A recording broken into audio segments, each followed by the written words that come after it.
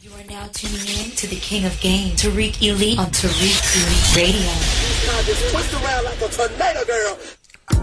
Oh, what's up, family? Welcome back.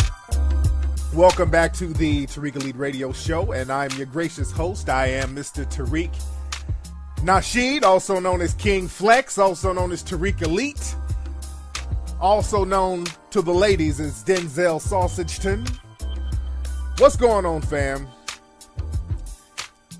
The phone number to call in is 818-850-5404. We're going to talk about what's on your mind on today's show, and we're going to jump right into it while I'm thinking about it. Let's see. The phone lines are lit up. Who we got on the phone? Who's calling? This is Will from Wisconsin. Will from Wisconsin. How you doing, Will? Wisconsin. How you doing, man? What's on your mind, Will? I just want to let you know, man, I've been listening to your show, and you opened my eyes to a lot of things, and, you know, I just like what you're doing, man. I'm behind you 100%. Much respect, man. Thank you for the call, brother. Thank you so much. Yeah. No doubt. All right, fam. Now, it sounds like Will had some goddamn pit bulls fighting in the back or something. Y'all got to have it together. Let's not have all the noise in the back when you call up, fam. Let's see who we got here. What's up? Who's calling? Hey, King Flex, this is Alex from Fort Worth, Texas. Alex from Fort Worth. What's on your mind, Alex? Hey, you know, not to be the dead horse, but you know in that NWA movie, you always say that white people go in white victim mode anytime you're a dog victim, but Jerry Heller, he had kind of went into white victim mode so that he heard his name on that No Vaseline. I thought that was very interesting. Oh, yeah. That was a very interesting scene. They were down when, you know, NWA was talking about, you know, killing niggas, slapping broads, and all that other stuff. But the minute somebody mentioned him, oh, hell. Oh, I got to sue. Oh, I got to call the Anti-Defamation League. And he went right into victim mode about how Ice Cube was hateful and the whole thing. But for those who haven't seen the movie, my man is talking about a scene in the Straight Outta Compton movie. Very good movie. I've seen the movie twice, man. Y'all got to see that movie and learn a lot of good game about just the music industry and just the legacy of NWA. But thanks for the call, fam. Oh, yeah, man. Those suspected white supremacists, they'll go into victim mode at the drop of a hat, man. I saw a video of a guy, it was a white dude on a bus, starting a fight with a black dude. He kept getting up in the brother's face and kept taunting the brother, and the brother kept saying, hey, man, you know, leave me alone, dude. The white guy just kept messing with him. Hey, you're a coward, dude. You're a fucking coward, man. The brother said, man, you need to leave me alone, dude. I'm just trying to tell you. And the white dude just kept egging him on. What the fuck are you gonna do, man? You're fucking coward, dude. You're coward, man. Fuck you. And he just kept on. And he just kept on. And then the brother got up and started putting them beats on him. The brother touched him up real quick. And the minute the little suspected white supremacist got touched up, he hopped up talking about, call the police, man. Call the police. He went right into victim mode. So those white supremacists, man, they're very good at egging people on and getting into victim mode. Now, a lot of people are talking about right now another Rachel Dolezal situation with a Black Lives Matter activist, and I use those terms in quotations, a guy named Sean King. There's some stories that came out today. It was trending on Twitter. I know TMZ picked up on it. A lot of the news outlets picked up on it. But a guy named Sean King, who's an activist, and he's a writer and a journalist. And Sean King, he's down with the whole Black Lives Matter people. And today they've outed him, quote unquote, as a white person pretending to be black. Sean King, his whole thing, I think he was saying that he was a very light-skinned person. You know, and I've seen very light-skinned black people who are black, but he claimed, from what I understand, that he was biracial. And some white supremacists outed him.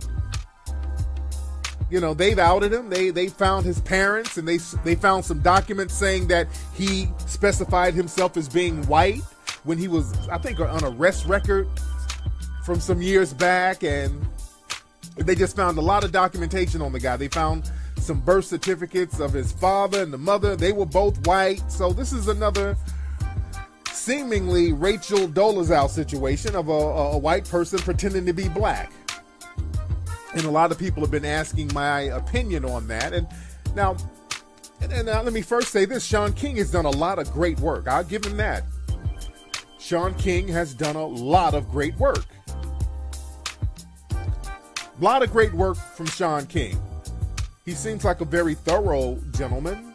Now, the only issue I have with Shaun King, because we corresponded briefly last year, and, you know, I was riding with him real heavy at first, but something happened that kind of made me a little weary of dude, and I'm not trying to discredit anything from this guy.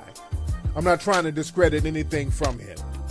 But it was a correspondence that we had about a year ago, and I posted it on my Twitter page, that made me a little skeptical about him. And not to discredit anything from him, but just a little skeptical about him because, you know, we were co-signing each other's activism. And y'all remember when some of those fake pretend feminists who's down with Black Lives Matter, when I started donating money to the people in Ferguson, some of those phony ass, fraudulent Black Lives Matter people got upset because they felt that I was taking their shine, and then they went on a little slander attack on me. They were trolling me on Twitter. A lot of them were writing negative articles, all of those fraudulent Black Lives Matter people, because I've been warning people about the Black Lives Matter folks for years. Then I exposed some of those fraudulent Black Lives Matter quote-unquote activists who were accused of stealing money down there in Ferguson and the whole 9 yards. As it's just me defending myself. And Shaun King kind of played Captain Save-A-Ho for some of the fraudulent Black Lives Matter people. He kind of hit me up on Twitter like, hey man, you can't disrespect them, man. They're doing so much good work. I said, whoa, hold on. What you talking about? You don't see them making all of these crazy attacks on me, brother? What you talking? It's Shaun King. I'm like, what's with the whole caping thing you talking about? So that made me look at him differently from that point on. Then I just couldn't co-sign anything from dude. Not to discredit my man's stuff. Not to discredit my man's stuff. But I looked at him a little differently. He was caping and co-signing some of the blatant fuckery coming from those Black Lives Matter frauds and pawns. So I said, okay, if he's down with that, man, okay. If he's co-signing that, I really don't know what's going on with dude. And again, the exchange is on Twitter. Y'all can see it now. This was a year ago. So now, a year later, comes to find out this guy, he's allegedly not even a real black person. And again, I'm not surprised with anything coming from that whole Black Lives Matter crew. Have you guys noticed there is nothing but fuckery coming out of that Black Lives Matter bullshit? Every week there's a new form of fuckery popping off from that whole Black Lives Matter crew. And that's by design. I've said it many, many times. Many of the people from Black Lives Matter and those associated with them, they are funded to just fuck up the energy, man. And again, now with the whole Shaun King thing, again, he does a lot of great stuff. This guy's a great writer. He does a lot of stuff to expose white supremacy, and that's a good thing. That's why I low-key give him a pass. I want to low-key give him a pass because what we do, we need some more wispies. Like I said on my Ustream, we need some white crispies. We need some wispies, some white sellouts.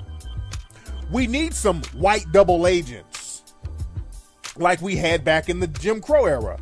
Back in the Jim Crow era, the black community utilized their white people or black people who could pass for either or. They utilized them. They utilized those type of people. And we could utilize some Shaun Kings or people like that. We could even utilize some Rachel Dolezals. I hope I'm pronouncing that woman's last name right. But we need some people who are able to go in and out of white society. They don't have to you know, proverbially put on blackface, but we need people to kind of give us the inside track on what's happening in the white supremacist culture. Because a lot of times they have access to white supremacist culture.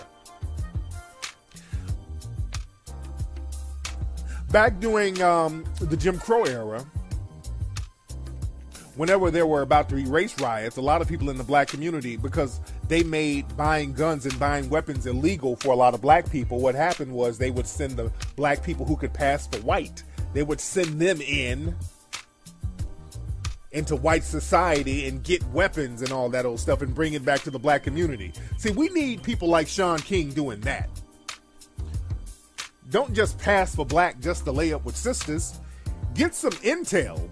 Shaun King and people like Shaun King, go into the dominant white society, find out who the white supremacists are. And again, I commend people like Shaun King for talking about white supremacy and discussing a lot of the policies, and that's good. We need to put that shit in overdrive. You ain't got to play black, just stay white and just come on over here and give us some information. Stay white and just bring the information to us. We need more people like Tim Wise. That's why I respect Tim Wise. I love Tim Wise. Tim Wise is white. He acknowledges that he's white. He gets a lot of information and brings it to us and brings it to the masses. So that's what we need. We need more of that. Let me see. Let me get some calls here. What's up? Who's calling? We need more people. Man, hello. Yo, Tariq, what's good, man? What's up? Who is this? Yo, this is Bali from Little Rock. Hey, man, what's on your mind, dog? Hey, what's going on, man? Now, I kind of wanted to get your thoughts on the whole Black Lives Matter situation.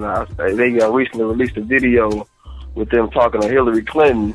Yeah. And, in my opinion, she kind of exposed them for not really having a thorough agenda on what they really wanted to get accomplished if she became president. So I kind of want to get your thoughts on that whole situation. I'll touch on that. I'll touch on that right now. Thanks for the call, man. Now, my man made a good reference. I was going to talk about that in a second. Some of the so-called Black Lives Matter people met up with Hillary Clinton. And the way it looked, I don't know if it was staged or not, because the whole thing could have been staged. It could have been arranged. Because my thing is this. I question everything. Now, Hillary Clinton, she was the former first lady, so this woman has security. So just some niggas running up on her, kind of ambushing her with questions. I'm kind of skeptical of that. This woman is a former first lady, so she has security. So I don't think that it's just a coincidence that these people ran up on her like that. I think that it was orchestrated. Again, these people are funded by George Soros, the Black Lives Matter people, and Hillary Clinton is funded by George Soros. Let's be very clear. So the whole meeting that they had, that could have been a staged thing. But she met up with these people. They seemed like they were backstage somewhere. And they were like, well, Miss Clinton, I mean, we need to do something about mass incarceration. They brought up some good points. They were talking about mass incarceration is the new slavery. Very good points. And then Hillary basically said, and she hit on some very interesting points. She said, well, look, you can't change people's hearts. I'm not trying to change racism on you. You can't change people's hearts. What we can do, we can change laws. We can, allocate funds and resources. We can put together certain policies. So what she was saying was making sense. But the so-called Black Lives Matter people, they didn't pick up on that. They didn't attack what she said. They didn't piggyback off what she said. What she said was very important. Basically, she was almost saying, hey, man, y'all get some paper together and holla at me. Let's do something. See, the thing is, we want to get there. We want to get around people and get all emotional and start talking about our feelings and all this old stuff. And we don't want to start talking about some real tangible things. Let me see if I can find the clip real quick of Hillary Clinton talking to the Black Lives Matter people. I'm looking on YouTube. Hopefully it's not one of these bait videos. Oh, wait a minute. Hold on. It's one of the, hold on, let me find the real clip, because I hate watching videos or looking for a video and it's a bunch of bait videos where it's a bunch of dumb motherfuckers talking before you see the video. Like, you click it, Black Lives Matter talks to Hillary Clinton, and all of a sudden, hey, what up everybody? It's that stupid ass shit. So hold on, let me play this. Black Lives Matter activists making their voices heard on the campaign trail. I want you to listen to some tense moments behind closed doors between Hillary Clinton and protesters. It was last week, and it was in New Hampshire. I say this as respectfully as I can, but if you don't tell black people what we need to do, then we won't tell you all what you need to do. Well, I'm not telling you. I'm just telling you to tell me. What I mean to say is... Okay.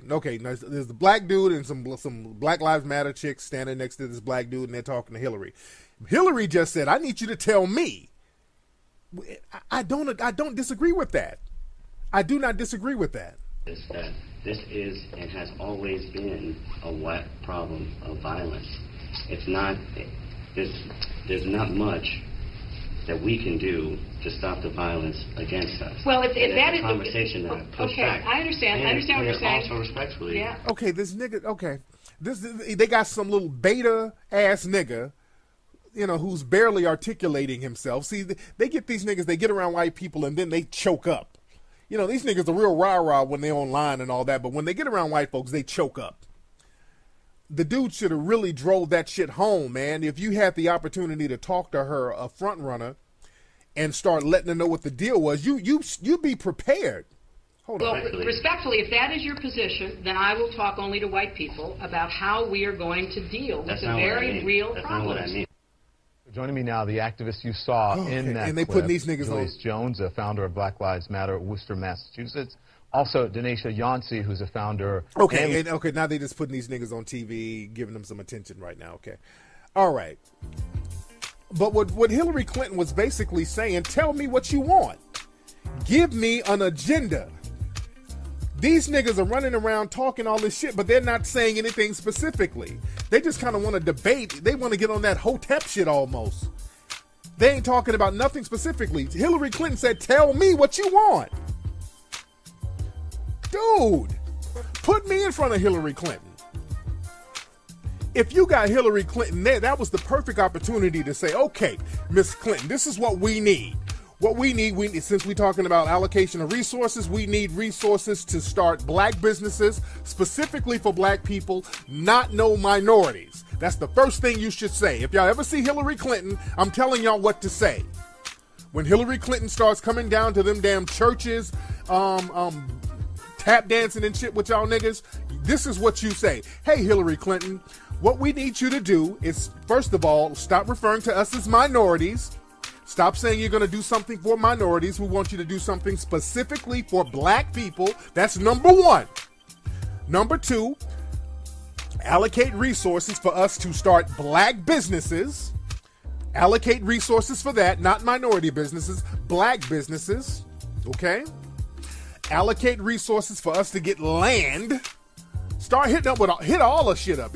We need land for black people. We need to be protected on that land, just like the Native Americans are protected on their land. We need you to look at the Treaty of 1866, where it shows that black people who are freedmen were supposed to get money, just like the Native American. You need to start hitting her up for some specific shit. Then start talking about, okay, this is what we want you to do about the prison system. We need to create a situation where the low-level offenders can get into halfway houses that we run, so allocate us some funding to run halfway houses for our people. That man, put me in front of Hillary goddamn Clinton. I'll tell you specifically what needs to be done. Y'all got to get real specific and stop talking all this, but we want justice. We just want to be loved, because really y'all niggas just want attention. A lot of these niggas roll up and they just want attention and a pat on the goddamn head. They bundled and blundered a great opportunity, man. That was a great opportunity to really bring something to the table, and the motherfuckers dropped the goddamn ball. And now they all on CNN grinning, smiling like they done something.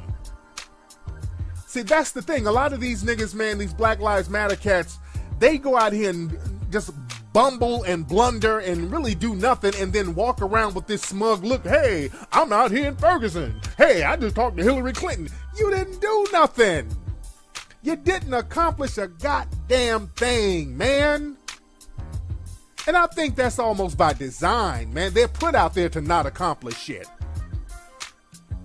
My God. What's up? Who's calling? What's up? This is Hakeem from Philadelphia. Hey, Hakeem. How you doing, fam? I'm good. How are you? What's on your mind, Hakeem? I'm good.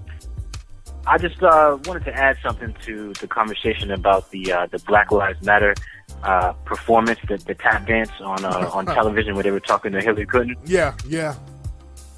Yeah, it was just it was an embarrassment, man.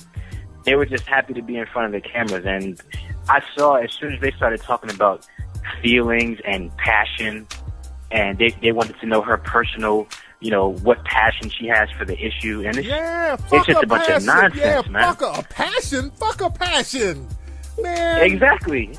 Oh. Have passion for the blood in the streets of your people. Like, you can't expect these people to have passion for you or love or compassion or whatever they're talking about. Dude, it was just an embarrassment, man. It's like all touchy-feely. Yeah, man, real talk. Thanks for the call. But yeah, they talking about passion and how you feel, and Hillary is like, hey, I can't really change people's hearts now. I can't stop racism, which is real-ass talk. What Hillary Clinton said was some real shit. I can't stop racism. The white supremacy is ingrained in our culture. I'm not in the stop white supremacy business. Now, whenever the white supremacists come to me talking about, hey, what about black people? No. If you want to get in the conversation, suspected white supremacists, you need to tell me what you're going to do about white supremacy. Well, then they start talking in circles, but I just make them get the fuck out of my face. My job is to empower melanoid people so that we can protect ourselves from systematic white supremacy. I ain't trying to change nobody's heart. I'm not looking for a pat on the head. If you're a white supremacist, more power to you. But I want to protect enough of my people so that we're not affected by you, so our children are not being killed by you, white supremacists, so the women are not found hung in damn jail cells by suspected white supremacists. That's my thing. I'm trying to protect. I want to create an environment that protects us from that. And it starts with economics, because they're targeting us because our economic game is not on fleek. Our economic game is off. So when we talk to the Hillary Clintons and the Bernie Sanders and all these people, we need to talk about first what type of resources they can allocate to the black community to empower businesses. That's the number one thing we need to be talking about with these people. Y'all stop talking about all that. Well, we want equality, we want justice. Those things are immeasurable and intangible. Those are just ideas. Let's talk about specifics, man. And know how to hit him up like Donald Trump. Donald Trump, and I think he's a joke. Donald Trump is just out here trolling. But he was running around talking about, well, Obama hasn't done anything for black people. Now, whenever they say that, whenever Donald Trump or somebody says that, immediately go into code mode. What you need to do is say, hey, Donald Trump, what should Obama do for black folks? Immediately ask another question. When they start talking that, we got to get into code mode, family, and stop playing around with this thing. Because, see, the white supremacists, they stay on code. That's why they're getting on Sean King's ass. See, Sean King broke the white supremacist code. As a person in the dominant society who's supposed to uphold the system of white supremacy, you're not supposed to be a traitor to that system. See, Sean King is a white dude. They don't give a shit about him passing for black and all that. They don't give a shit about that. There's a whole bunch of white cats out here rapping and doing all this shit. They call them wiggers. There's so-called wiggers all over the place. There's white girls getting braids and all that. They don't give a shit about that. They really don't give a damn about a white dude acting black or passing for black. They don't care about that. The white supremacists could care less. What they're upset about is a person from their side turning on them. That's what they're really upset about. He broke the code. You're not supposed to tell on other white supremacists. That's why they're going in on Sean King.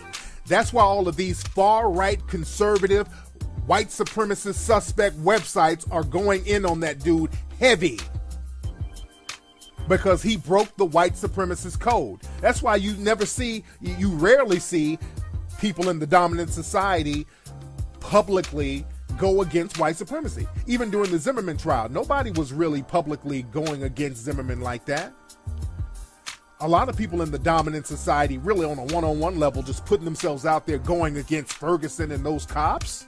You had people out there marching, but half of them were undercover cops. There was a story that came out a couple of days ago that shows that most of those marches have undercover police, and some of those so-called Black Lives Matter people, they got files on them. Of course they got files on them because they're funded by the white supremacists, and the white supremacists want to make sure that they don't turn. They don't want to put all these Black Lives Matter people out there, put their money behind them, and put them on TV, and then all of a sudden they flip and they turn. They want to make sure that their investments are right on track. That's why they got a file on them. Remember, they had files, FBI files on the NAACP. And NAACP is basically funded by the white supremacists. Damn near 100% funded by. It was started by white people. So just because they fund these people, don't think that they won't keep tabs on them and then ultimately turn on them. And that's another thing. These Black Lives Matter people, and they keep learning the hard way. They think just because the white supremacists are funding them that they won't throw them to the wolves after they're done funding them. That's a trick black folks have never learned. Black people don't think that, okay, this person's funding me, so I'm good. They'll turn on you at the drop of a hat. That's why they turned on Shaun King. They're turning on a lot of those Black Lives Matter people because they're starting to not need them anymore. You dig? They're starting to turn on the coons. They're starting to turn on the bed wenches out here. They're not playing games. See, the white supremacists, they have a code of conduct. If you turn against them, you go against them, they have a mechanism to ostracize. But we allow too much coonery to go on in our community. We allow people who are supposed to be black to pair up and sell us out to the white supremacists. Just like with that street harassment thing I've been warning people about for years. I saw a photo, a brother in New York sent me a photo of murals they're putting all around New York City talking about stop street harassment. They're painting murals on walls. Street harassment is about power, and they're doing it in all those places that they're going to gentrify. They are doing the shit like clockwork, family. They are doing it like clockwork. See, the thing is, black folks, we love being pawns in other people's games. See, we got to stop that pawn in the game thing. And that's today's theme. If you listen to the show, it's about not being pawns, because pawns are disposable. You can use pawns and then get rid of them when you decide to get rid of them. But in New York City, they've set the pawns up nice, and they set the street harassment campaign up nice. So now when it's time to gentrify all the Negroes up out of the neighborhood, because again, y'all got all those hipsters running around, jogging and walking their dogs and smoking weed and all that. But you gotta understand, when these hipsters start putting their kids in school, they ain't sending them to your schools. They ain't sending them to school with your kids. That's when it's time to get your ass up out of there. Check out my brand new lecture called Code of Conduct. You can get that right now at TariqRadio.com. I go real deep into the codes and a lot of the stuff I'm talking about now. Y'all need to get that lecture. But like I said, they're going to start gentrifying brothers and sisters. And sisters, see, don't think that street harassment is just going to get at the brothers. That's another thing. Y'all think that street harassment campaign is just going to hit the brothers up. Oh, no, no, no. That's for the sisters too. As you see with the Sandra Blands and all these other sisters out here getting killed, they ain't holding off on just us. They getting you too. And what's going to happen when they get the whole street harassment laws in place? Y'all think it's all about a brother walking up saying, hey, how you doing, and making a woman feel uncomfortable. No. If you're a black man, they're setting it up so if you look at a white woman sideways, if you look at her and make her uncomfortable, that can be considered street harassment. They've never defined exactly what street harassment is. Street harassment can be just looking at somebody a certain way, and they can misinterpret that or reinterpret that as street harassment, and they can say, hey, I'm being harassed on the street by this guy, and they can come and shake you down, and all they got to do is say, hey, we got a street harassment call on this guy, so we were justified in violating this dude. See, they got to set up stuff to go around the Constitution. That's why they set up all these crazy laws for black folks, so that they won't specifically violate the Constitution. They do things to dance around that. Exactly. Somebody in the chat room said, black men, you can thank fraudulista. You can thank fraudinista. You can thank her. Exactly. She's that's a number one person you can thank for that. Sellout NBW. Fraudinista Jones. She was one of the main ones co-signing that. And they're going to be attacking black men and black women over that. Because y'all know all these World Star videos, y'all see sisters out here fighting in the street and all that. All you got to do is have a white woman call up and say, hey, 911, there was some negresses harassing me. They were going to beat me up. All these sisters have to do is look at a white woman wrong in New York, and they can get you too. So I say bravo to the white supremacists. I've been yelling about this shit for the last couple of years, but a lot of times we just have to wait until it pans out so that other black folks will believe it. So we got to get on our game and stop being pawns out here, family. Let me get a couple of more calls. And don't forget, man, also go to HiddenColorsFilm.com and get Hidden Colors 1, 2, and 3. What's up? Who's calling? Hey, Tariq. This is Idris. I'm 2smooth_23. Your name is Idris? Yeah. Idris, where you calling from, Idris? I'm calling from Hoffman Estates. Where's that? Illinois. Actually, suburb of Chicago. There you go. What's on your mind, Idris?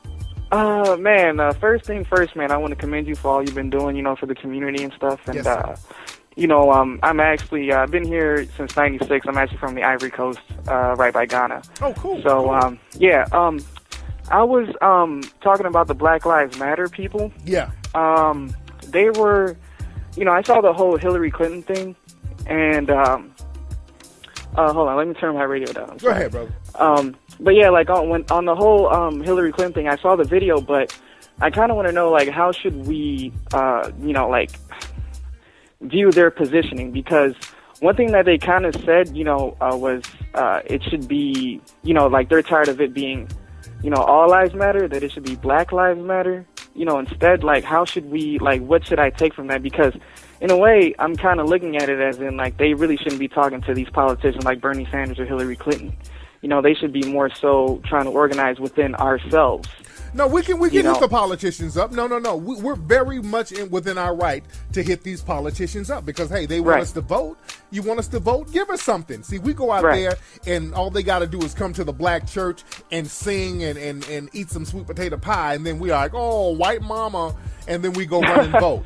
Man, I saw a video with John McCain. I think it was John McCain. He went to an Indian reservation. They ran his goddamn ass off that reservation. Them motherfuckers, those Native Americans started going, woo! They started going in on his ass, man. They almost got some bows and arrows on his ass. They ran John McCain's ass off that goddamn reservation. They're like, well, don't come over here with that bullshit. We got to start doing that too. But they come around us with our hearts melt. They come around us, our hearts melt. We just love them. But go ahead, brother. Right. Yeah, no, but I was talking about, like, what, like, for example, what Dr. Claude Anderson talks about, like, in terms of group economics. And one thing that I support that he said was about how, he talks about how, us as black people should get together and we should form a voting bloc. Yeah. And I feel that, I understand what the Black Lives Matter people are trying to do, but, at the same time, explain that. Okay, explain to me what they're trying to do. Because nobody really knows. Nobody knows exactly what they're trying to do. I'm trying to understand, which is why, I'm sorry, I'm trying to understand, which is why I called in, because, like, I kind of really didn't get the positioning, because they're talking to Hillary Clinton, but at the same time, there's nothing really getting done. That's what I'm saying. You just said, well, I know what they're trying to do. Okay, well, please inform me, because I don't know what the fuck they're trying to do. Don't nobody know what they're trying to do. That's the thing, and that's what Hillary Clinton was saying. Tell me what you want. Well, we get hated on, and we the passion, and oh God, just tell her y'all didn't come prepared. What the fuck? Right. Man, anyway, man, thanks for the call, man. My God, man. These cats do not come prepared. Tell her what you want. You got an opportunity to talk to Hillary Clinton, tell her. This is what we want. We need some tangibles. We need funding. We need land. We need federal protection. There's a lot of shit you could have hit Hillary Clinton up, man. You could have hit up with a lot of stuff. Anyway, y'all, that's been today's episode of the Tariq Elite Radio Show. Remember, man, don't be pawns. Because you got to, hey, this whole Black Lives Matter thing getting in front of Hillary Clinton, again, they could have just been pawns, man. They could have been set up to go there to specifically talk about some bullshit. Because I don't put that past them either. That's why they're on TV now grinning and all that stuff. They could have got on TV and got put out there just to be pawns, to talk about some straight up bullshit and not talk about anything tangible. And this is why they're getting rewarded with attention. They know niggas love attention. All they got to do is put a camera on us and just parade us around when we ain't talking about shit and give us all the shine, and we eat that shit up. Anyway, y'all, go to TariqRadio.com, get my new lecture called Code of Conduct, and also you can get my lecture, International Racism. Very good lectures. And I'm going to have some more of my lectures posted up on my Tariq Radio website pretty soon. I'm putting a lot of my lectures up and all that good stuff. And I will holler at you guys on Ustream this Sunday